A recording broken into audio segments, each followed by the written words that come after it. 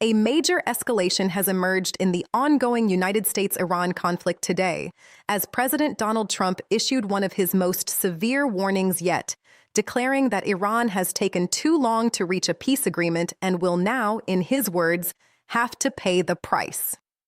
President Trump took to his Truth Social platform on Wednesday, writing that Iran's military has been completely defeated and that Tehran has taken too long to negotiate a deal that would have been great for them. He added, directly and in capital letters, "Now they will have to pay the price." This statement did not come without context.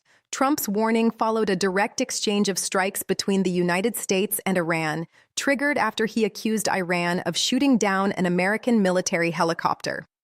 The two crew members aboard the Army AH-64 Apache helicopter, which came down off the coast of Oman, were rescued and are reported to be in stable condition.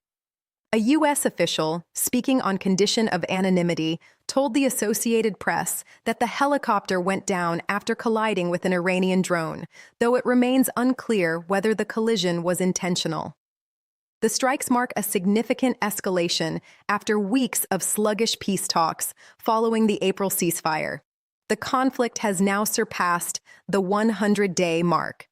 To understand how we arrived at this point, it is important to look at the background.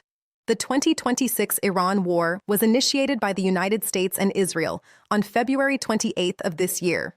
The opening military action took out Supreme Leader Ali Khamenei and triggered a large wave of retaliatory missiles and drones from Iran across the region, leaving thousands dead and millions displaced.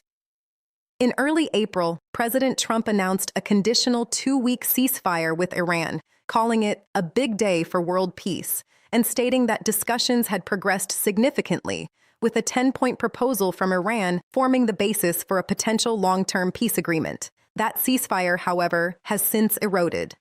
Now, the situation has taken a darker turn. Trump told Fox News journalist Trey Yingst in a phone interview that because peace talks have failed to make progress, he is getting closer to targeting Iran's power plants and bridges.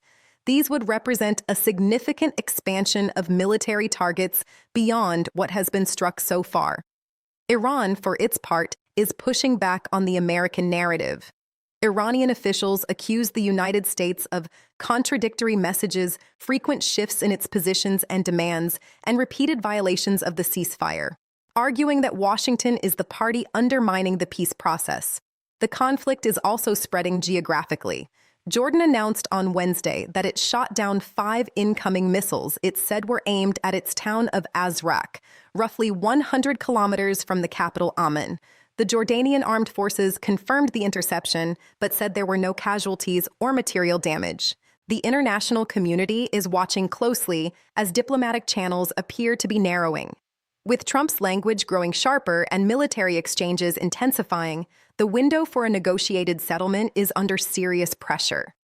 What happens in the coming days could determine whether this conflict moves toward resolution or toward a far more dangerous phase.